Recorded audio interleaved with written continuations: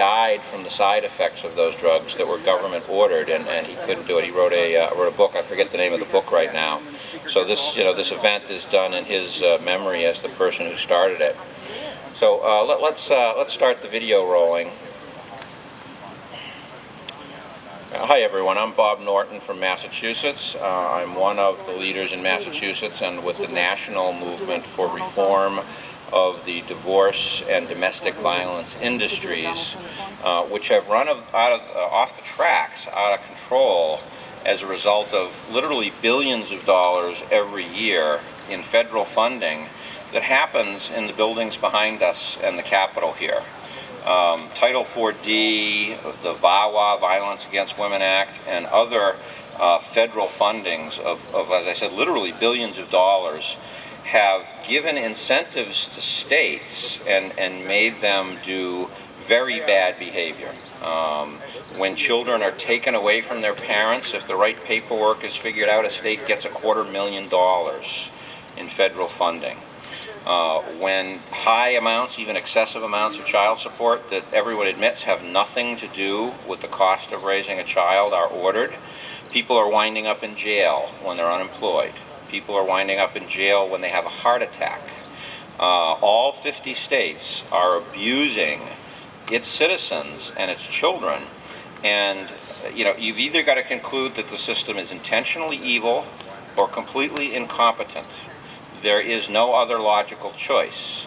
I lean towards systemically incompetent because in big systems like this, the separation of the cause and effect prevents people from understanding what the results are long term.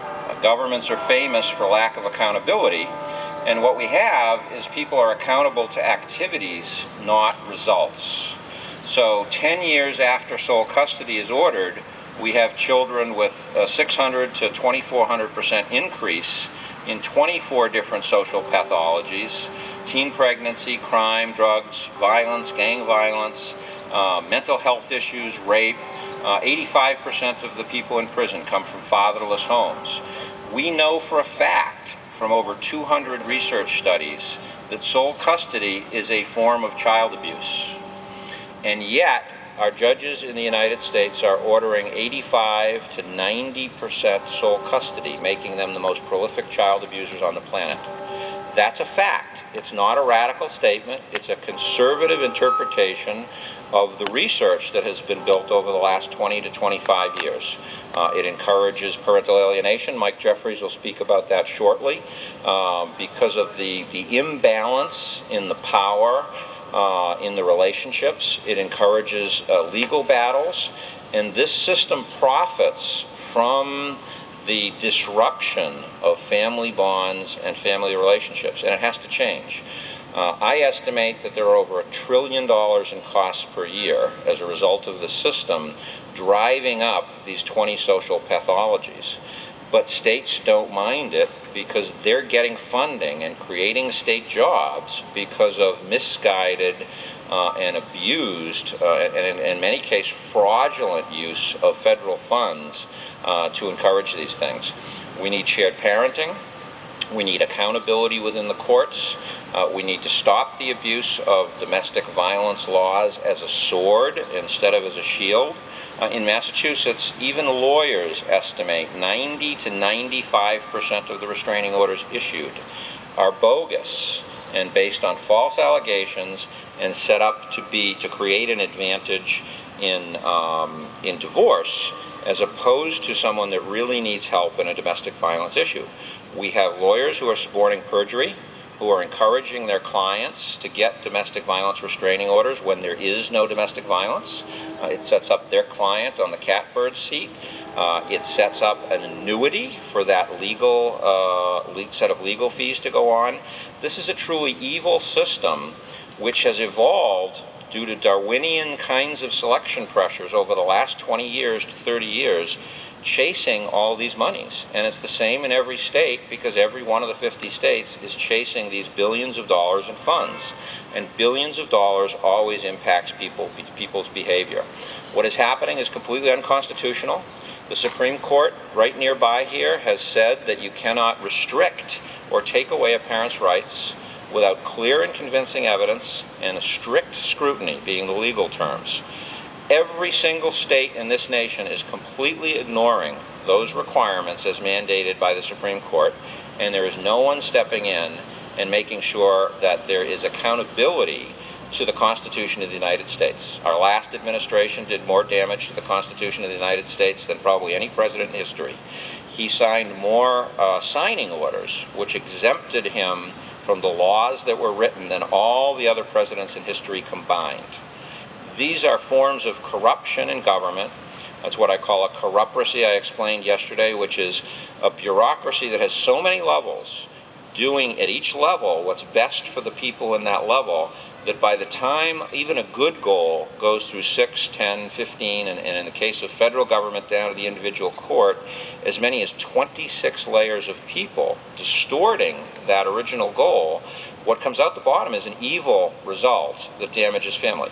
This is our #1 social problem in the world today, and no one knows it because there's a 5 to 10 year gap between the activities that cause it and the damage coming out and being seen. There's a huge time delay before this takes effect on people. So I'm stepping into MC a little bit today. I was handling the inside workshops, but because of the heat, we've had people that have had some heat stroke. I had a little bit of that myself yesterday. We want to make sure we get everyone inside by lunchtime so they're not exposed to this. Drink lots of water. I'm going to introduce Mike Jeffries, who is one of the leaders stepping forward, the thought leaders in parental alienation, which is being considered to put into the DSM-5 as a syndrome. Don't let anyone tell you that parental alienation does not exist. Lawyers are fond of saying that. It is not in the DSM-5. It is not a syndrome. It's like saying gravity doesn't exist because it hasn't been written in a particular book yet. Gravity existed since the creation of the earth, and it seems parental alienation existed since the creation of society to some degree. We're just getting our hands around it better with a lot more research. So Mike, come on up. Please give a hand to Mike Jeffries, who's traveled to be here and talk about what's the leading edge of psychology and is being driven by the divorce industry. Thank you, Mike. Thank you. Getting up on the stage was, I think, my biggest accomplishment so far. How are you? Good. Hot. Come on, I want more. Much better. You know, I went to school in this city, and if you cut over to Massachusetts Avenue, and you go up Mass Ave towards Circle, you go halfway around the circle, and then you can turn left into American University. And if you're like me, then you're going to get lost, because I went to AU a long, long time ago, and today it looks nothing like it did when I went there.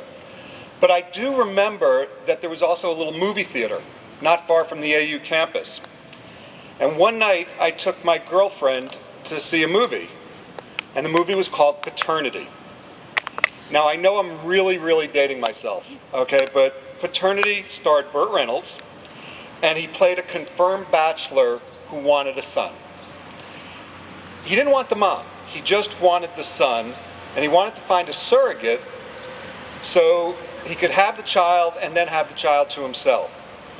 He interviewed Beverly D'Angelo and Lauren Hutton as potential surrogates, and I thought that was a pretty good deal. I always wanted a son. And when I saw Paternity, I wondered if it was possible to actually star in a real-life version of that movie and have a son without sharing him. Well, I'm here to tell you that it's possible. In fact, I'm starring in the movie right now. But something went wrong along the way. I'm not playing the Burt Reynolds role. I'm playing the Beverly D'Angelo role, the part that Burt wanted out of the picture.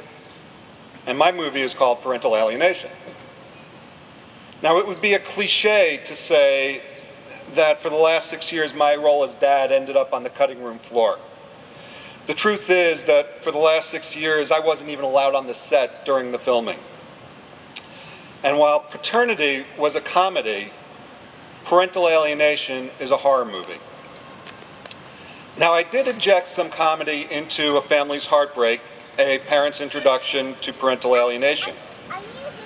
And people who read the book find it hard to believe that I could write something funny about my ordeal, but it's the old story of choosing to laugh rather than cry, because I got tired of crying. Last week marked my 6th anniversary as a severely alienated parent. I've cried a river of tears since 2004, and some as recently as this past Father's Day. But I don't cry as much as I used to, because today I consider myself a parental alienation survivor more than I consider myself a victim. And I'm a survivor because I choose to be a survivor. I don't know for sure, but I suspect that if my ex-wife had her way, I'd be living in a cardboard box right now, I'd be under a bridge, there'd be drool running down my chin, and I'd be babbling incoherently about filing another motion. And I wasn't about to give her the pleasure of seeing me like that. I was also determined not to become all the horrible things she said I was. As alienated parents, we must act like Gandhi with a sprinkling of Mother Teresa mixed in. If we show emotion, if we flash a little temper, if we demonstrate our impatience, or God forbid we get angry at somebody, the exception becomes the rule, and it becomes the truth in the eyes of our children and the courts. We all should take a page from Jackie Robinson's playbook. Jackie Robinson broke baseball's color barrier in 1947, and he excelled on the field while maintaining his pride and his dignity, even as others worked to make him fail. Now, Jackie had one advantage, breaking the color barrier that we don't have as alienated parents. When Jackie Robinson broke into the big league, they didn't change the rules on him. And what most of us don't understand is they changed the rules on us and they didn't tell us. If you're like me, you probably discovered that all the old parenting and communication skills that worked for you in the past don't work for you anymore. That's because somebody got rid of all those rules and they didn't tell us. And even worse, nobody told us what the new rules were. And worse than that, they're not going to tell us when they change the rules again. And there is not a thing we can do about it. But there is something we can do about our situations. We can move on. Now, I didn't say give up. There is a difference between moving on and giving up. If you've heard any of my interviews, you've heard me say that being rejected by our children doesn't hurt so much when we're having a really good day. Those are the days we need to reach out to our kids. Do yourself a favor and avoid reaching out on the day you didn't get the promotion you thought you deserved, or the day the person you've been dating says it's time to see other people. Those are not the days to reach out and be rejected by your child. Do yourself another favor and don't beat yourself up over the fact that you're an alienated parent. Parental alienation is not a referendum on what kind of parent you've been. It's about the alienating parent's issues. These issues made your ex pull a child into the middle of an adult situation and choose sides. I know it's hard. It's very hard. But don't get too high when you see a glimmer of hope, and don't get too low when it looks the darkest. Try not to read between the lines and analyze every single word and message you get from your child. Have hope, but don't set yourself up for a bigger disappointment later. Take it from me. It is hard to let go of the anger, the hopelessness, the depression that goes hand in hand with parental alienation. Parental alienation is unfair, but unfortunately, life is often unfair. Once we accept that we got a raw deal and we can move on, we'll be better off, and so will our children. It's important to recognize we don't have control over our situations.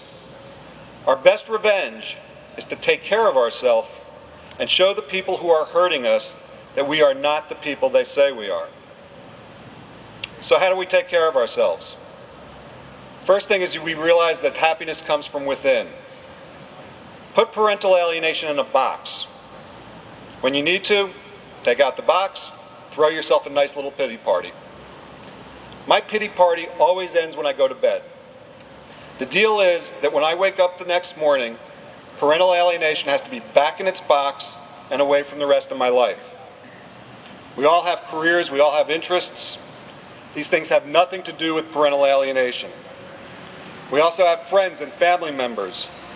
They love us and they deserve our best.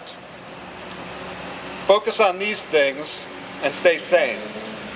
Our primary goal is to have a relationship with our children.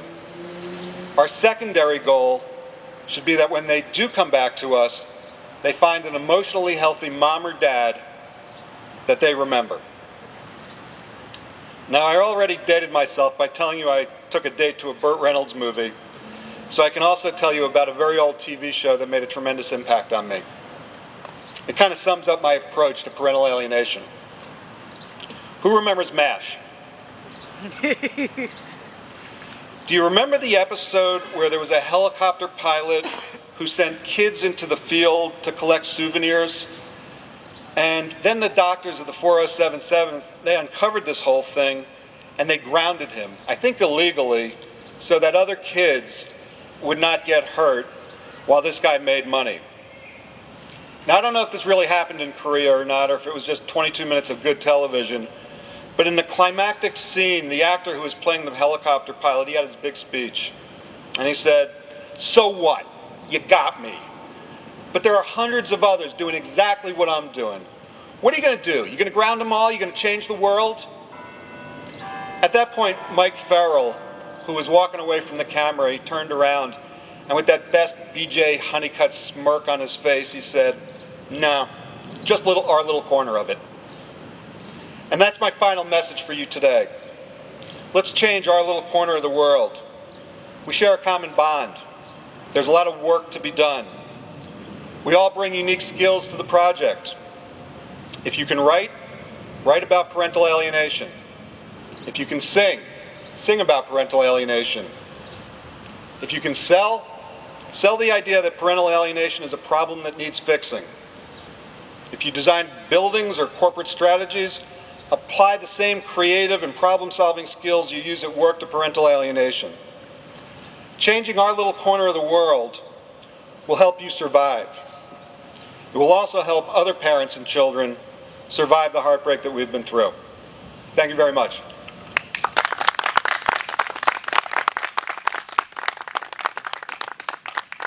I'm going to be at the hotel at 3 doing a presentation. I don't want to keep anybody out in this heat any longer than they have to. So if you have questions, I'll see you at 3 and we can talk more then. Thank you. Thank you.